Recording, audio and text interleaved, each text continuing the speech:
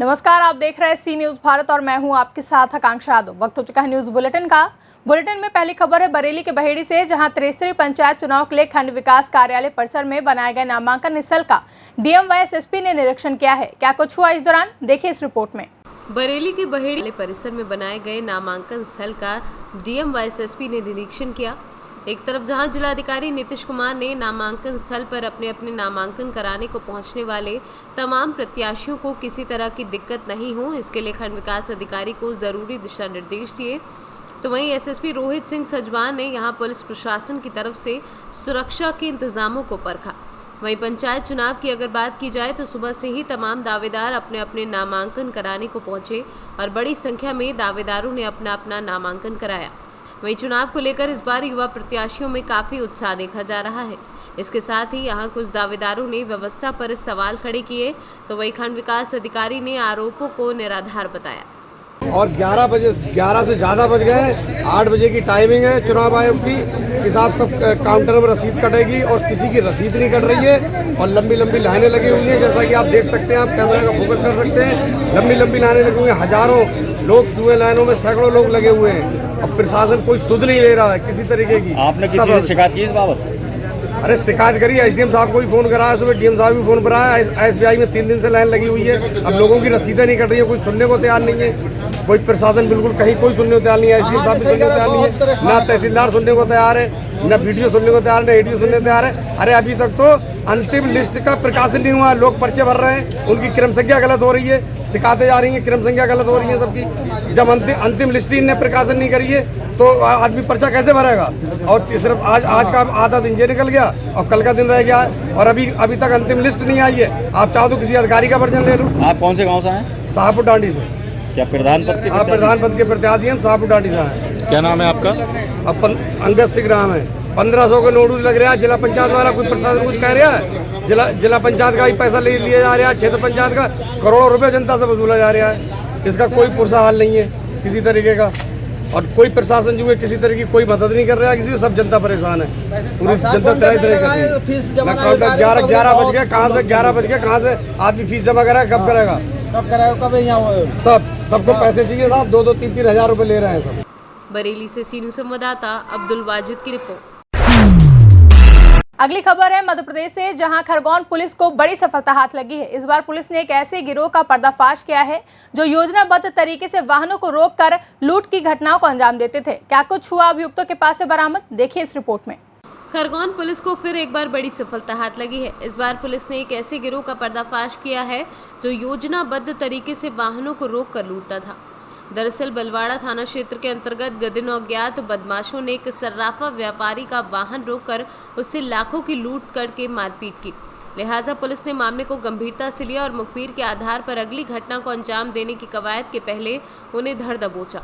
इस दौरान 2 लोगों को पुलिस ने हिरासत में लिया और शेष आरोपी फरार बताए जा रहे हैं। ये हमारे यहाँ काटपुर चौकी थी बलवाड़ा थाने की। वहाँ पे एक लूट का मामला पंजीबद्ध हुआ था, जिसमें कि एक सुनार के साथ उसकी जब वो मार्केट से लौट रहा था तो उसकी गाड़ी के सामने एक पिकअप बढ़ा के उससे लूट कारित की गई थी और उसके साथ मारपीट की गई थी। पुलिस ने उसमें मामला पंजीबद्ध किया था। इसी तारतम्य में जब पुलिस खोजबीन कर रही थी तो पुलिस को सूचना मिली थी कि कुछ लोग जो हैं वो एक जगह इकट्ठे होकर डकैती की योजना बनाने का प्लान बना रहे हैं। तो पुलिस ने तत्काल कार्रवाई करते हुए उन्हें पकड़ा और उनसे जब पूछताछ की गई तो उसमें जिन लोगों का हम पता लगाने का प्रयास कर रहे थे, जिनसे हमें संदेह था कि जो हमारी लूट में शामिल है, ऐसे 2-3 लोगों को भी हमने उसमें राउंड अप किया और उनसे जब सख्ती से पूछताछ की गई तो उन्होंने इस घटना को कबूल स्वीकार किया। उसके अलावा जो उन्होंने मशरूका था, वो जिसको बेचना बताया था, उसको जाके पुलिस ने राउंड अप किया रतलाम में, जिसको बेचना बताया था, और उसे पुलिस ने जो मशरूका है वो बरामद किया। करीब 10 किलो चांदी और 50 ग्राम सोना, कुल कीमत करीब 15 लाख रुपए का मशरूका पुलिस ने उससे बरामद किया है। इस पूरी घटनाक्रम में पुलिस के जो आरोपी थे उनमें से 2 आरोपियों को पुलिस ने राउंड अप किया है। एक आरोपी ऑलरेडी बड़वानी के एक मामले में जेल में है और बाकी जो इसमें मामले में थे उनका आइडेंटिफिकेशन हो गया है, लेकिन वो वर्तमान में फरार हैं और बहुत शीघ्र उन्हें भी गिरफ्तार कर लिया जाएगा। और जितने लोगों को गिरफ्तार किया है ये काफ़ी बड़े अपराधी हैं और इनके कई वारदातें जो है अंतर्राज्यीय स्तर पर इन्होंने विभिन्न राज्यों में घटना कार्य की हैं। तो एक ओवरऑल काफ़ी कड़ा एक इन्वेस्टिगेशन करते हुए पुलिस ने सभी को अरेस्ट किया। खरगोन से सी न्यूज़ संवाददाता प्रकाश प्रजापत की रिपोर्ट। अगली खबर उत्तर प्रदेश के प्रतापगढ़ जिले से है, जहां पट्टी कोतवाली क्षेत्र के भोलापुर गांव में मकान में आग लगने से 4 माह की मासूम की झुलसकर दर्दनाक मौत हो गई। वहीं आग से एक वृद्ध भी गंभीर रूप से घायल हो गए हैं, जिन्हें जिला चिकित्सालय रेफर कर दिया गया है। कितना हुआ आग लगने के दौरान नुकसान, देखिए इस रिपोर्ट में। प्रतापगढ़ जिले के पट्टी कोतवाली क्षेत्र के भोपालगुर गांव में मकान में आग लगने से 4 माह की मासूम की झुलसकर दर्दनाक मौत हो गई। आग से एक वृद्ध गंभीर रूप से झुलसकर जिला अस्पताल रेफर किया गया है, जबकि एक भैंस 2 बकरियां भी झुलसकर मौत हो गई। भोपालपुर गांव निवासी राम आधार पाल का बेटा दूधनाथ पाल 4 वर्षीय पूर्व बनाने की जमीन लेकर मकान बना रखा है। मकान के बाहर एक टीन शेड भी डाला है। दोपहर 1 बजे करीब अचानक टीन शेड में आग लग गई। टीन शेड के नीचे दूधनाथ की विवाहिता पुत्री पुष्पा की 4 माह की बेटी अंशिका खाट पर सो रही थी। टीन शेड में ही एक भैंस, 2 बकरियां, घरेलू अनाज तथा एक बाइक रखी हुई थी, जो आग से जलकर राख हो गई। आग लगने के दौरान घर पर केवल वृद्ध राम आधार, उसकी नातिन पुष्पा और अंशिका ही मौजूद थे। घर के अन्य सदस्य कुछ दूर गेहूं के खेत में मड़ाई करने के लिए गए हुए थे। आग की लपटें उठने पर शोर शराबे पर पहुंचे ग्रामीणों ने आग पर काबू पाने का प्रयास किया तथा टीन शेड के भीतर मौजूद मवेशी तथा मासूम अंशिका को निकालने का प्रयास किया। तब तक टीन शेड भरभरा कर रह गया और आग से झुलसकर 3 मवेशियों के साथ मासूम अंशिका की भी मौके पर ही मौत हो गई।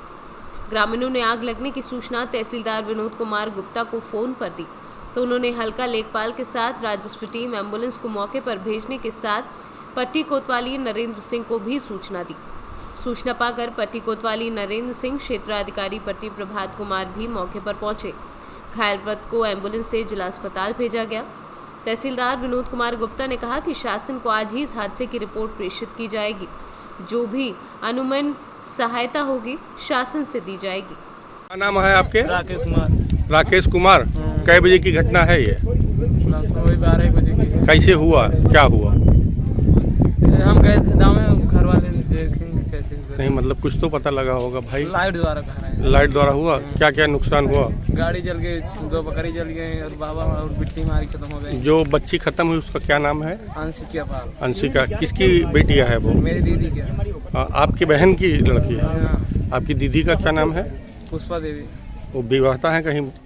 मायके में आई थी? कितना दिन पहले आई थी? हो गया उसको 6 महीने। 6 महीने से यहीं रह रहे थे? अच्छा, ये घटना कितने बजे घटी? 1 बजे। तो जो घायल है उनको इलाज के लिए ले गए?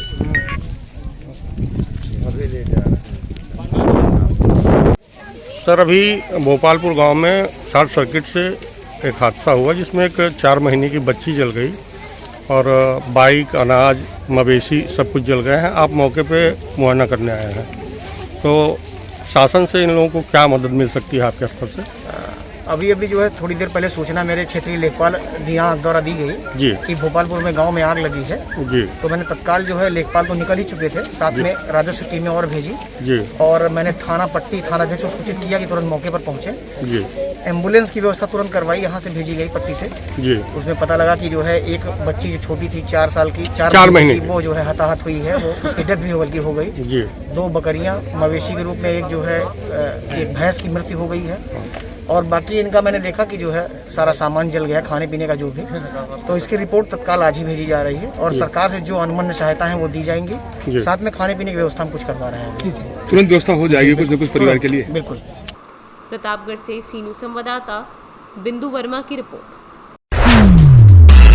अगली खबर रायबरेली जनपद से है, जहां ब्लॉक अमावा के राजनारायण मौर्य, जो कि भाजपा के महामंत्री हैं, उन्होंने अपने 25 साथियों के साथ भाजपा कार्यालय पहुंचकर त्याग पत्र दे दिया है। पार्टी पर आरोप लगाते हुए सरकार किसान विरोधी बताया गया है, साथ ही भाजपा की नीतियों को झूठा करार दिया गया है। और क्या कुछ कहा इन्होंने, देखिए इस रिपोर्ट में। रायबरेली जनपद में भाजपा पार्टी में काफी समय से आरोप प्रत्यारोप का दौर जारी रहा। कभी सदस्यों से पैसे के लेन देन का आरोप लगा, तो कभी पार्टी प्रवक्ता के पूर्व अध्यक्ष के लिए बिगड़े बोल चर्चा का विषय रहे। अभी पार्टी में गरमाए मामले ठंडे ही नहीं हो पाए थे कि ब्लॉक अमावा के राजनारायण मौर्य, जो कि भाजपा के महामंत्री हैं, उन्होंने अपने 25 साथियों के साथ भाजपा कार्यालय पहुंचकर त्यागपत्र दे दिया। पार्टी पर आरोप लगाते हुए सरकार किसान विरोधी बताया, साथ ही भाजपा की नीतियों को झूठा करार दिया। इस्तीफा देने के तुरंत बाद ही अपने कार्यकर्ताओं के साथ कांग्रेस कार्यालय तिलक भवन पहुंचकर कांग्रेस पार्टी की सदस्यता ग्रहण की और कांग्रेस जिंदाबाद के नारे लगाए। ये अपनी पूरी बात क्या कहा गया था आपसे? कहा गया था ये 28 तारीख को 28 मार्च को कि पार्टी को खुश करने के लिए कुछ डिमांड पैसों की रखी गई थी, जो कि दूसरे के लिए 2 लाख रुपए था और मेरे लिए 50,000 रुपए था। किसने कहा था ये? पार्टी के कुछ शीर्ष नेता हैं, नाम नहीं लेना चाहते हैं किसी का, ठीक है, यही कार्यालय में कहा गया था। उसके बाद मैंने कहा मैं मैदान में हूँ, पार्टी का सक्रिय कार्यकर्ता हूँ, 7 साल से लगातार संघर्ष कर रहा हूँ, मंडल अमावा का महामंत्री हूँ, मैं पैसा किस नाते दूँ, ठीक है। वही रिजल्ट मिला कि पैसे के बल पे जिसको कोई नहीं जानता था उसी को टिकट दे दिया गया। आपका कहना ये है कि पैसे के कारण आपको टिकट नहीं दिया गया। पार्टी पैसा मांग रही थी और आप देने से मना कर रहे हैं। जी यही है। अध्यक्ष जी, आज आपके यहाँ नई शपथ किसने लिया है, क्या है? आज अमावा ब्लॉक के हमारे निवासी राजनारायण मौर्य जी, जो पहले भाजपा में मंडल महामंत्री थे, उन्होंने आज कांग्रेस पार्टी की सदस्यता ग्रहण किया है। सबसे पहले हम राजनारायण मौर्य जी का स्वागत करना चाहेंगे, क्योंकि राजनारायण मौर्य जी ने बताया कि भाजपा की सरकार में भाजपा के पदाधिकारियों ने, उनके मंत्रियों ने मतलब जनता से जो जुड़े मुद्दे होते हैं उसकी कोई इज्जत नहीं करते हैं, भ्रष्टाचार फैला हुआ है। तो इन सब समस्याओं से ग्रसित होकर के उन्होंने कांग्रेस पार्टी में आस्था व्यक्त किया है। तो हम राजनारायण मौर्य जी का पुनः स्वागत करते हैं और ये आशा करते हैं कि राजनारायण मौर्य जी कांग्रेस पार्टी को अच्छी तरीके से, बेहतर तरीके से मजबूती प्रदान करेंगे। कितने लोगों को साथ में ज्वाइन किया है? इनके साथ काफ़ी संख्या में लोग आए हैं, कब 35 लोग यहाँ पर बैठे हैं। जो इनके साथ 35 लोगों ने कांग्रेस पार्टी की सदस्यता ग्रहण किया है और भी इनके बहुत सारे समर्थक हैं। तो हम राजनारायण मौर्य जी का कांग्रेस पार्टी में स्वागत करते हैं। रायबरेली से सीनू संवाददाता कमाल अहमद की रिपोर्ट। बुलेटिन में आखिरी खबर है जनपद शामली से, जहां के कस्बा कैराना के देहात आरपुरी में मोहम्मद मुनव्वर, जो कि प्रधान पद के उम्मीदवार हैं, वे चुनाव की तैयारियां जोरों शोरों से कर रहे हैं। क्या कहना है उनका चुनाव को लेकर, जानते हैं इस खबर में। बता दें कि जनपद शामली के कस्बा कैराना के देहात आरेपुरी में मोहम्मद मुनव्वर को प्रधान पद के उम्मीदवार हैं, जो चुनाव की जोरों शोरों पर तैयारी कर रहे हैं। कई तरह के काम भी करवा चुके हैं, जैसे कि विधवा पेंशन, राशन कार्ड आदि बहुत काम करवा चुके हैं। उनका कहना है कि जो मैं अब की बार प्रधान बना तो इससे भी अच्छे कार्य करूंगा और गांव के अंदर विकास लाने की पूरी कोशिश करूंगा। आपका नाम? मेरा नाम मोहम्मद मुनव्वर, आर्यापुरी कैराना देहात से प्रधान पद का उम्मीदवार हूँ। अच्छा प्रधान जी, जैसा कि आप इलेक्शनों में खड़े हुए हैं और इलेक्शनों में आप खड़े भी हैं, तो उसमें आपका क्या रणनीति रहेगी? इसमें रणनीति तो इतनी बात है कि मैंने अभी 3.5 साल हो गए, मैंने बहुत काम किए। आगे की रणनीति की बात ऐसी है कि अगर मौका मुझे यहाँ की ये गरीब जनता कर देती है तो इंशाल्लाह मैं बहुत इनके सुख दुख में साथ रहूँगा। एक शिक्षा के क्षेत्र में हम काम करा देंगे, विकास करा देंगे। और सबसे बड़ी दिक्कत यहाँ कब्रिस्तान की है, कब्रिस्तान की ज़मीन दिलाने में एड्डी चोटी के जोर लगा दूँगा। और दूसरी बात, यहाँ नशे का बड़ा एक माहौल है, ज़्यादातर युवा जो बच्चे हैं वो नशे की तरफ जा रहे हैं, उस नशे को हम यहाँ से बिल्कुल ख़त्म कराएंगे जड़ से। तो प्रधान जी जीतने के बाद, जैसा कि आप यहाँ के प्रधान जो बन गए, आप जीत गए, तो आपकी क्या राय रहेगी? क्या यहाँ पे कितना विकास करा पाओगे? देखो, सबसे मेरा प्रमुख जो कार्य रहेगा वो रहेगा शिक्षा का। विकास की तो बात ऐसी है कि देखो, तो ब्लॉक स्तर की बात है, विकास तो होना ही होना है, वो तो 100% है। जो पैसा सरकार का आएगा वो लगना है गांव में, एक एक पाई लगाऊंगा, वो तो विकास तो होना ही होना है, उसमें तो कोई कहने की बात है ही नहीं। लेकिन एक जो करने वाले काम हैं, शिक्षा का है, या यहाँ आंगनवाड़ी केंद्र का है, या यहाँ स्कूल में जो है कमरे वगैरह की जो सुविधाएं हैं, वे सफाई की बिल्कुल यहाँ सुविधा नहीं है, वो भी कराएंगे। बल्कि परमानेंट एक कर्मचारी मैं यहाँ सोच रहा कि मैं दूँ।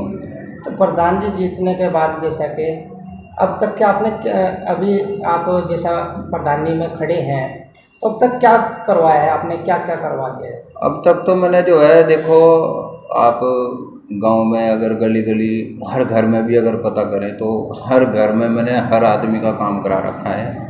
कोई घर या कोई ऐसा आदमी नहीं होगा कि मैंने काम नहीं कराया। कोई मेरे पास अगर नहीं आया तो उसकी तो बात चलो दूसरी है, लेकिन मैंने पूछ पूछ के टोक के सबके काम करा दिए। जैसे कि विधवा पेंशन, विकलांग पेंशन, वृद्धा पेंशन, सभी घर घर में जितने भी, चूँकि यहाँ सब गरीब आदमी है, मजदूर, उनके मजदूरी कार्ड, श्रमिक कार्ड, यहाँ पे मैंने शादी अनुदान, क्या आगे भी ऐसे कराया है? बिल्कुल इससे भी 4 गुना फालतू काम कराएंगे। शामली से सी न्यूज़ संवाददाता मोहम्मद इकरार की रिपोर्ट। फिलहाल के लिए बुलेटिन में बस इतना ही। देश और दुनिया की तमाम बड़ी खबरों के लिए देखते रहे सी न्यूज़ भारत।